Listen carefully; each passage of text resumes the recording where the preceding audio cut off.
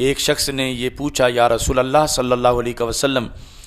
اگر جنگ میں میرا اور کافر کا آمنا سامنا ہو جائے، وہ پہلے تلوار چلائے اور میرا بازو کاٹ دے، اور جب میں اپنے دوسرے بازو سے اسے تلوار مارنے لگوں تو وہ درخت کے پیچھے ہو کے کلمہ پڑھنا شروع کر دے،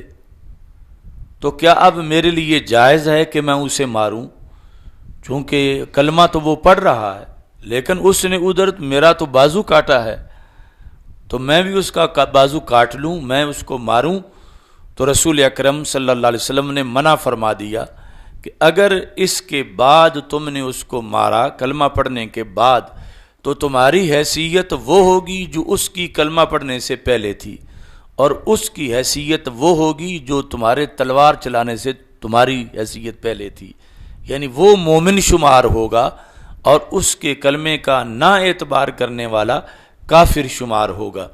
تو یہ دلیلیں دوسری طرف یہ جو داعش اور طالبان ان کے لحاظ سے بھی ہیں کہ انہوں نے مومن کے کلمے کو صرف اس بنیاد پہ غیر معتبر سمجھا کہ یہ چونکہ پاکستان کا فوجی ہے، لہذا پاکستان کی فوج میں ہونے کی وجہ سے یہ مرتد ہو گیا ہے اور اس کا کلمہ معتبر نہیں۔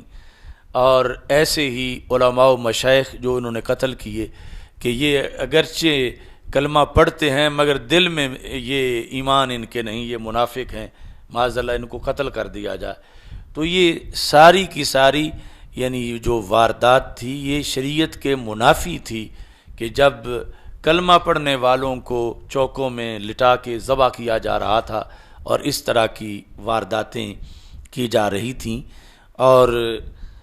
اس بات میں یعنی یہ سارے ایک جیسے ہیں، ان کا ایک ہی پیو دادا ہے،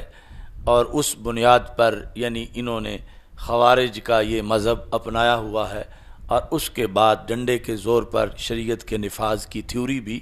ان کی مشترکہ ہے، خواہ وہ ٹی ٹی پی ہو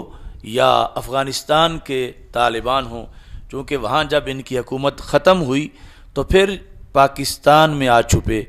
اور پاکستان کا پرویز مشرف جو کہ بہت غدار تھا اور اس نے امریکہ کی حمایت کر رکھی تھی، اڈے دے رکھے تھے، تو وہی طالبان افغانستان کے پاکستان میں دھماکے کر کے بدلہ لے رہے تھے کہ انہوں نے کیوں اڈے دیے ہیں یا کیوں حمایت کی ہے۔ تو یہ دوسری مخلوق نہیں تھی، جس طرح آج کچھ حماقت خیز سنی جو ہیں وہ یہ سمجھتے ہیں کہ وہ اور ہیں یہ اور ہیں، یہ ایک ہی ہیں، یعنی اچھے برے طالبان کی کوئی تمیز نہیں ہے۔ ہاں ٹھیک ہے کہ ایک امریکہ کو شکست دینا، اس کے خلاف لڑنا، وہ جزوی طور پر ایک عمل اچھا ہے، اور وہ بھی اگر ماضی کو دیکھیں تو پھر وہ بھی متنازع بن جاتا ہے کہ کبھی یہی امریکہ سے وظیفہ لیتے ہیں اور روس سے لڑتے ہیں، اور کبھی پھر جس وقت روس کا مسئلہ ختم ہوتا ہے تو یہ جس طرح کے کوئی گرو اپنے چیلے پالتا ہے، اور ان چیلوں میں سے اگر کوئی گرو کو اکڑے تو پھر گرو اسے بھی مارنا شروع کر دیتا ہے۔ پہلے تو اپنے چیلوں سے اپنے مخالفین کو مرواتا ہے، لیکن اگر چیلوں میں سے کوئی چیلا زیادہ بڑھ جائے تو وہ گرو کو اکڑے، تو گرو یہ نہیں دیکھتا گرو کہ یہ تو میں نے خود پالا تھا، وہ اس کی گردن پہ مارتا ہے۔ تو یہ پہلے پالے گئے تھے اور پھر روس سے لڑائے گئے تھے، اور پھر جب یہ خود انہوں نے سمجھا کہ اب ہم کافی سیکھ چکے ہیں، دولت آ گئی ہے، اسلحہ آ گیا ہے، لہذا ہم اپنے گرو سے بھی اب بعض مسائل کے اندر اپنا لوہا منوائیں، اپنا ہم مستقل، پھر اس گرو نے مارنا شروع کر دیا۔ تو یہ ایسی چال ہے، اور اس میں بہکے ہوئے لوگ جو ہیں وہ ایسی باتیں کرتے ہیں کہ ان کی دو قسمیں ہیں، ایک فلاں جگہ ہے دوسرا یہاں ہے، یہ سارے ایک ہی ہیں، اور اپنے اپنے مفادات کے لیے کوئی کسی سے فنڈ لے لیتا ہے، کوئی کسی سے فنڈ لے لیتا ہے۔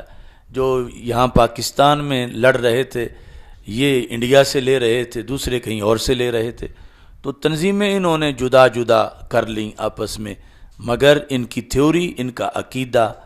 ایک ہی ہے، اس کے لحاظ سے کوئی فرق نہیں ہے۔